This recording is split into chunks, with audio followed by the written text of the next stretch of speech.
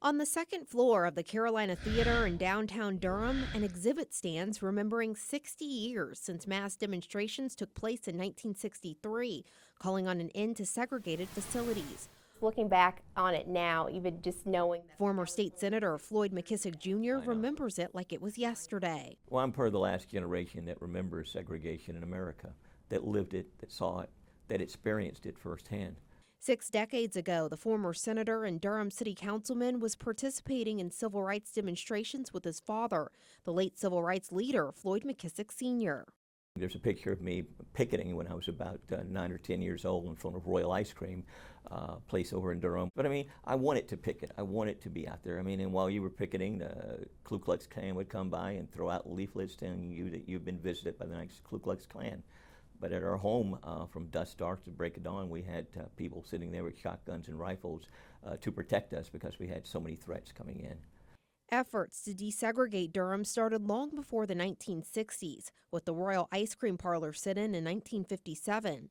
In January of 1961, on the same day of President John F. Kennedy's inauguration, Durham schools and colleges began peacefully protesting outside the Carolina Theater and other theaters in downtown Durham. Some of those students were from North Carolina Central University. So they didn't, sort of wave away from this idea that, sometimes you have to put your body on the line. And that's what we're talking about, people putting that body on the line. Andre Van is an NC Central professor and coordinator of the school's archives. He took me on a tour of the theater's second floor where a civil rights exhibit currently stands. This gives you a great example of the window that they would have seen where they would come here, but also note the sign here, colored must sit in the balcony. That's real. Finally, in 1963, a number of mass protests took place calling on desegregation. And it took place over about a 3-4 day period that resulted in over 800 people being arrested. That really led to a change in Durham. And Mayor Wentz Gabarick took office in that time frame.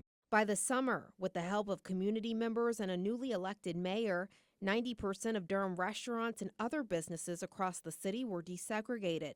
McKissick told me when he looks back in those times, he sees progress, but the work is not done. We still have a long way to go in terms of America being a just and equal society, but I'm very much encouraged by the progress we've made over the last 60 years.